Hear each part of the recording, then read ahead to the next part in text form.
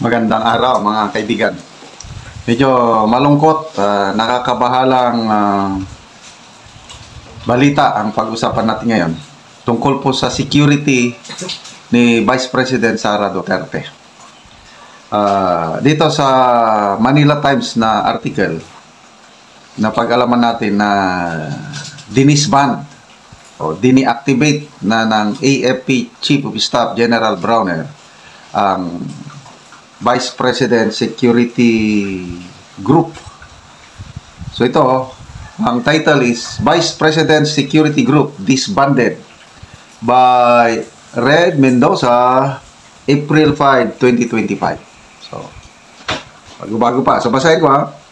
The Vice Presidential Security and Protection Group has been deactivated by Armed Forces of the Philippines Chief of Staff Romeo Browner Jr. The deactivation comes after several members of the group were relieved over their alleged involvement in the transfer of office of the Vice President Chief of Staff Zulyeca Lopez last year. Earlier, 75 police officers assigned to Vice President Sara Duterte under BPSPG were replaced after she mentioned during a press briefing last November that she had ordered an assassin to kill President Marcos, First Lady, and Speaker. A source, ito, nag-leak lang itong source Hindi nila ina-announce. A source in the AFP showed the Manila Times a document containing General Orders 196 which was issued on February 10. So, February 10 pa yung effectivity ng order na na-deactivate o wala na talagang security group na mag-provide ng security ng Vice President. Okay. Another senior AFP official speaking on the condition of anonymity verified the legitimacy of the order, saying that the changes in security structure were approved at the highest levels and are part of a broader realignment within the AFP security apparatus.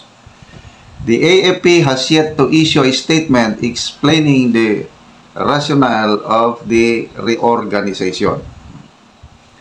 The order, which was prepared by AFP Deputy Chief of Staff Lieutenant General Jimmy Lareda and signed by the Adjutant General Bernardo Fortes Jr., disbanded the BPSPG effective February 6 pa pala.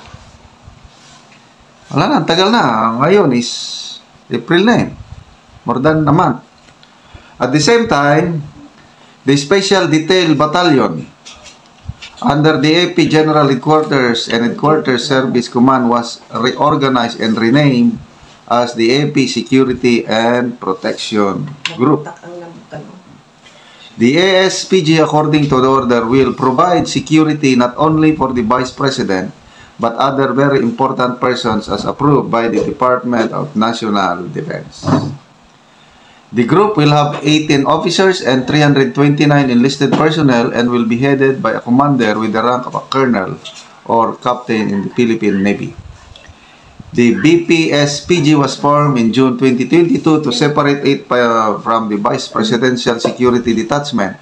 Okay, so ganito. Yung previous, ang security detail ng Vice President ay nanggagaling sa Presidential Security Group. So, nung nanalo ang unit team, dahil maganda pa ang relasyon, nag-create ng bagong unit, yung Vice Presidential Security Group. So, separate siya sa Presidential Security Group. Ngayon, dahil sa Bisaya pa, bungkag lapinig, nag-divorce ng unit team, wala na. Wala nang sariling unit ang Vice Presidential Security, ano na lang, galing na sa ASPG, ano na yung mag-provide pa rin ng security. Ito na, yung ASPG. AFP Security and Protection Group. AFP Security and Protection Group.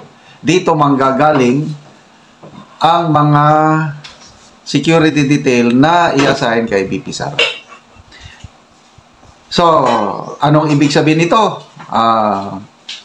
Ang seguridad ng Vice Presidente natin ay mailagay na sa alanganin kasi kakaunti ng security niya, hindi katulad noon. But, alam niyo naman, ang ating Vice Presidente, hindi siya kung masyado, kung anong ibigay, yun lang. Sabi nga niya noon is, pwede siyang mag-hire. Pwede siyang mag-hire ng private agency. Hindi siya magmamakaawa sa AFP o PNP. Kasi yung mga tinanggal yung mga security niya tapos papalitan ng bago, hindi niya na tinanggap. Kasi ang importante dyan sa security, yung mapagkatiwalaan mo. Bakit ka tatanggap ng security dito, hindi mo man kilala, hindi mo mapagkatiwalaan, di huwag na lang. So, ito pa. Pasalamat tayo sa Manila Times dahil sila ang nakakuha ng, may source sila, may order General Orders number 96 ba yun? So, klaro talaga na meron talagang order dated February 10. Ano na yung